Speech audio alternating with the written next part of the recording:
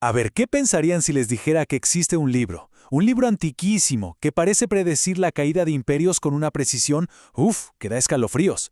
Pues ese libro existe, es el libro de Daniel, y por siglos ha sido un verdadero rompecabezas.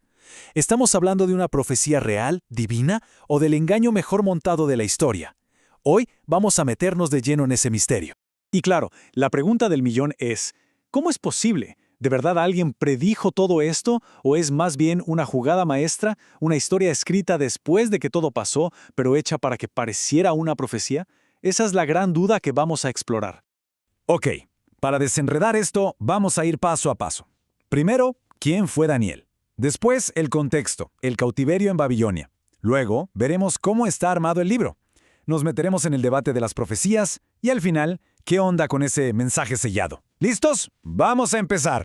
Muy bien, empecemos por el principio. Para entender el libro, hay que entender al hombre. ¿Quién era realmente este tal Daniel? A ver, Daniel no era un don nadie, para nada. El libro nos cuenta que era de la tribu de Judá y de la familia real de Israel. Pensemos un momento en eso. Un príncipe, jovencito, que es arrancado de su casa y llevado como exiliado a Babilonia. Lo lógico sería que se perdiera en el montón, ¿no? Pero no. No solo sobrevive, sino que escala posiciones hasta llegar a ser un pez gordo en la corte del imperio más poderoso de su tiempo. ¡Qué historia! Y aquí viene algo bien interesante. Resulta que la clave de todo el libro podría estar en su propio nombre. Daniel, que significa Dios es mi juez. Y wow, eso es básicamente un resumen perfecto de su libro, el poder de Dios y su juicio sobre los grandes imperios. El nombre lo dice todo. Si nos ponemos un poco técnicos, la cosa se pone aún mejor.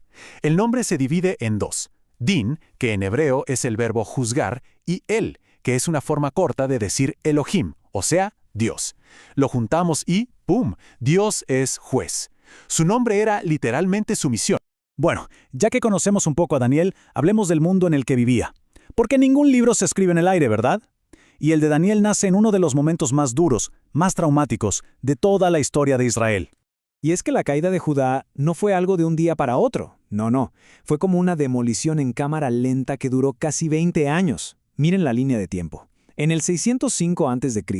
se llevan a Daniel en la primera tanda de exiliados. Luego, en el 597, se llevan a otro profeta importante, Ezequiel, y el golpe final llega en el 586, Jerusalén y su templo borrados del mapa. Pero ojo, esto no era solo una guerra, era algo mucho más astuto y cruel. Fue una estrategia de asimilación cultural.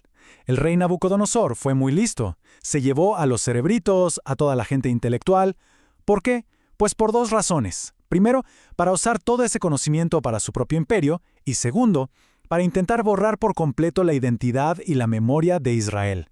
Un plan bastante macabro, la verdad. Ok, ahora sí, vamos a meternos de lleno en el libro. Puede que al principio parezca un poco enredado, pero en realidad tiene una estructura súper clara que nos va a ayudar un montón. Básicamente está partido en dos. Tenemos dos partes, súper diferentes entre sí. La primera, que va del capítulo 1 al 6, son las historias que quizás ya conocemos, ¿no? Relatos de fe, de cómo sobrevivir en un lugar hostil. Ahí está lo del horno de fuego, el foso de los leones, esas cosas. Pero luego, a partir del capítulo 7, la cosa cambia por completo. Es como si el libro despegara al espacio. Se vuelve súper simbólico, lleno de visiones apocalípticas sobre el futuro de los imperios y, bueno, de la humanidad.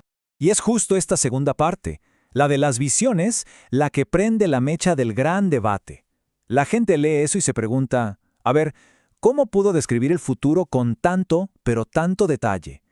Y esta pregunta nos lleva derechito al corazón de la controversia. Básicamente hay dos equipos. Por un lado está la visión tradicional que dice, claro que sí, lo escribió Daniel el profeta allá en el siglo VI a.C. y todo lo que dijo es profecía pura.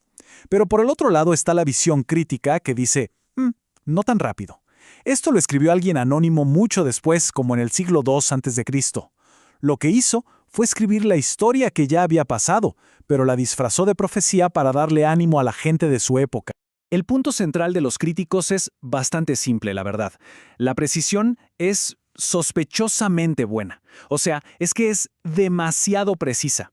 Describir la caída de Babilonia, el surgimiento de los medos y persas, la llegada de Grecia, con ese nivel de detalle, siglos antes, le suena sencillamente a imposible. Así que su conclusión es, bueno, pues tuvo que escribirse después de que todo eso pasó. Es la única explicación lógica. Pero bueno, más allá de la pelea de si se escribió antes o después, ¿qué es lo que el libro de Daniel realmente nos quiere decir? ¿Cuál es su mensaje principal? Miren, sin importar quién y cuándo lo escribió, el mensaje de fondo es potentísimo y muy claro. La historia de la humanidad no es solo un montón de cosas que pasan al azar, para nada. El libro de Daniel nos dice que hay un plan divino, soberano, que lo conecta todo, desde los imperios antiguos hasta el mismísimo fin de los tiempos. Y aquí la cosa se pone todavía más interesante. Al mismo Daniel, el libro cuenta que le dijeron, oye, estas visiones, guárdatelas, séllalas. No intentes entenderlo todo ahora, porque esto solo se va a ir entendiendo con el paso del tiempo. Es increíble, ¿no? Es como si el libro dijera que la propia historia es la llave que abre el significado de sus profecías. Hay una metáfora buenísima para esto.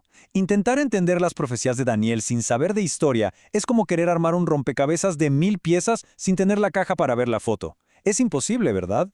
Cada imperio, cada guerra, cada evento importante es una pieza. Y solo cuando las vemos juntas empezamos a entender la imagen completa. Y todo esto nos lleva a una última pregunta. Una para quedarnos pensando. Si la historia es la llave que va revelando el significado de la profecía, ¿qué piezas del rompecabezas estamos viendo que encajan en nuestro propio tiempo, ahora mismo? Y más importante aún, ¿qué nos dice eso sobre la imagen final?